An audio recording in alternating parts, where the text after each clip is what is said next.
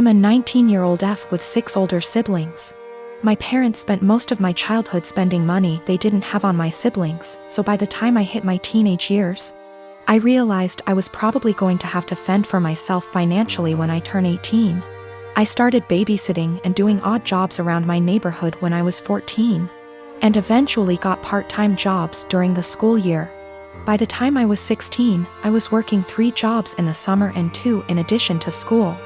When my parents told me they couldn't pay for college, I'd already earned enough, along with scholarships, to be able to put myself through college and have plenty left over. I've continued to work during the school year, and have been able to make money during quarantine by tutoring online. The issue began a few months ago, when my eldest sister got married. My parents spent $30 grand on her wedding, taking out a second mortgage to do so. To make matters worse, my dad was furloughed 6 days after the wedding. They'd effectively dug themselves into a hole they couldn't get out of. 2 weeks ago, my mom texted me for the first time since the wedding. She didn't say hi, ask how I was, or make any small talk. She just said, "Your dad and I need a favor. When can we call you?" I'd expected this. None of my elder siblings are doing well financially, and they've exhausted all other loan options, both from family and the bank. I figured they would text me, ask me to loan them a few thousand, and promise to pay it back when they could figure things out. I was absolutely willing to pitch in a few thousand, and had even considered giving them some of my tutoring jobs so they could make some extra cash. I was not, however, expecting them to demand I give them all the money, close to $40,000. I'd made from the ages of 14 to 18. The exact statement my mom had made was, "You made that money under our roof. We were the ones who allowed you to work, so you only have it because of us anyway. We bought you food and clothes for 18 years. That money is only a fraction of what you owe us," and so on. I said that food, clothes, and shelter were the very minimum. It's what they signed up for when they chose to become parents. I didn't ask for any of it, etc. They responded by telling me that if it wasn't for them, I wouldn't have the life I have today. I said they were being ridiculous, and hung up. Since that day, both, along with 2 of my siblings, have continuously hounded me about giving them what is rightfully theirs. My siblings, who have never been asked to give them money, are still professing that it's my job as their kid to take care of them. I told them they wouldn't see a cent of my hard-earned money, and have no right to make such a request. I'm torn. I feel awful for refusing to help them out, but on the other hand, this was their fault.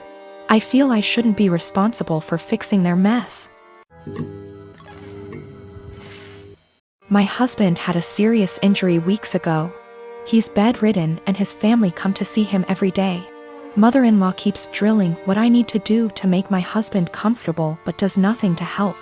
Just visits every day and sits around expecting to be fed and entertained. Sometimes Bil, his wife and kids join them and turn the house into a mess. Yesterday Mil, her husband and son came again. They checked on my husband then went to sit in the living room for hours. I served them coffee and croissant. Hours later my husband threw up again, second time. I had to take care of changing his clothes and cleaning the sheets to avoid infections. I was exhausted. I came downstairs and mother-in-law looked at me and asked, "Hey, where's our dinner?" I was shocked that after seeing me go up and downstairs many times and cleaning and bringing new sheets, and running the washing machine that she'd expect me to prepare dinner. I'd already eaten a sandwich at 6 and yogurt. I have problems with my stomach and stress and pregnancy made it worse. I'm 4 months in. I pointed at the kitchen and told her to help herself out. She gave me a look then said she didn't expect me to ask her to cook dinner at my house. I said I didn't expect her to ask me to cook dinner while I'm taking care of her son. She started arguing about the way I spoke about my husband saying as his partner. This is the least I could do and called me unhinged for throwing in her face that I'm helping my husband. She got her husband involved asking what his thoughts were on me making guests go hungry and forcing them to cook themselves, when this supposed to be my duty as a host homeowner. Father-in-law said they could order food and call it a day and yelled at my younger brother-in-law to stop playing on his phone and order food, but mother-in-law got mad and lashed out criticizing me saying I wasn't up to the challenge of taking care of my home and my guests like an adult. I lost it on her and told them to leave since she kept yelling disrupting my husband's sleep. She left after saying she felt sorry for her son and grandbaby with an aggressive wife and a mother like me. She told everyone, and my older brother-in-law said he understood I'd a lot on my plate, but lectured me about how I should have respect for his mom who was a guest, repeatedly saying if that was his wife she wouldn't have acted this way, and that I shouldn't use taking care of my husband against them. He asked me to apologize, but I didn't. My best friend and I are quarantining at our apartment together.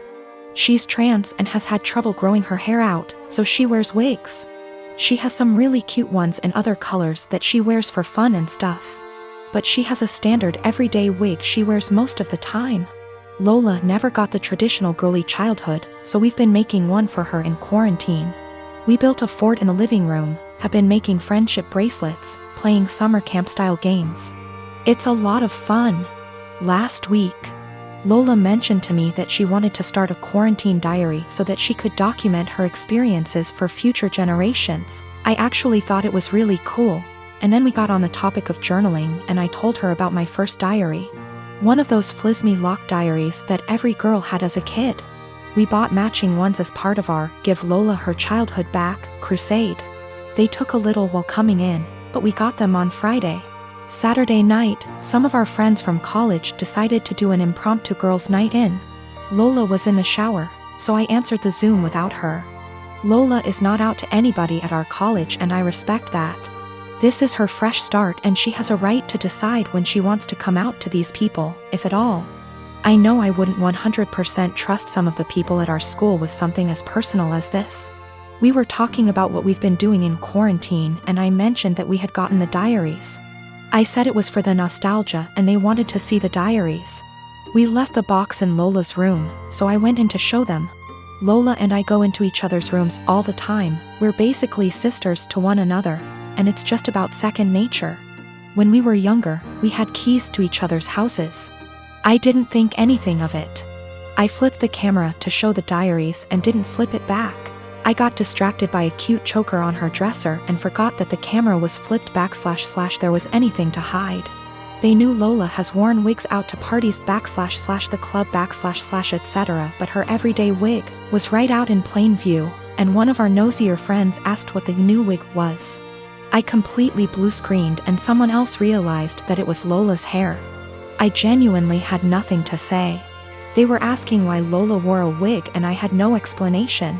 I didn't want to out her. Someone else came to the conclusion that Lola must have cancer or alopecia or some other horrible thing that causes hair loss. They've decided that she was just too embarrassed to say, and they all started going on about poor Lola, etc.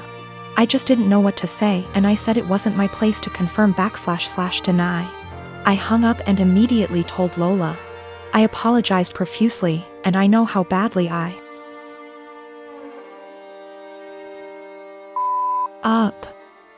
feel so guilty about it. But, understandably, she's upset. Now, she's being forced to decide whether or not to out herself. Lola, understandably, doesn't want to lie about having some serious disease and people are already trying to show support. At the same time, though, she doesn't want to have to come out. I don't know what to do.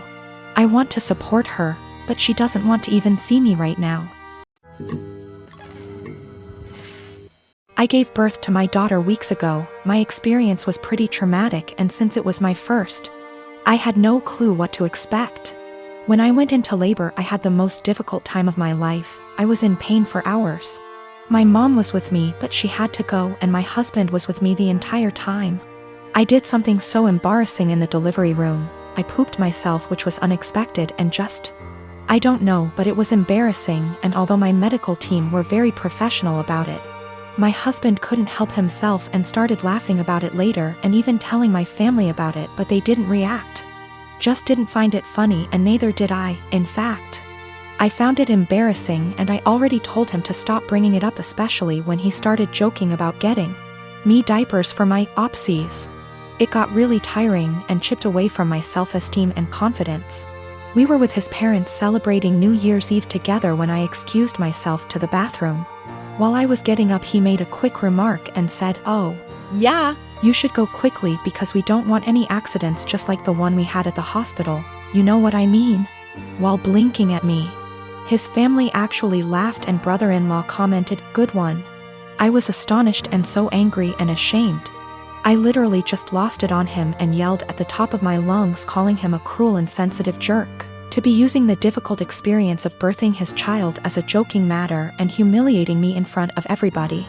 He was shocked, staring back at me and not saying a word.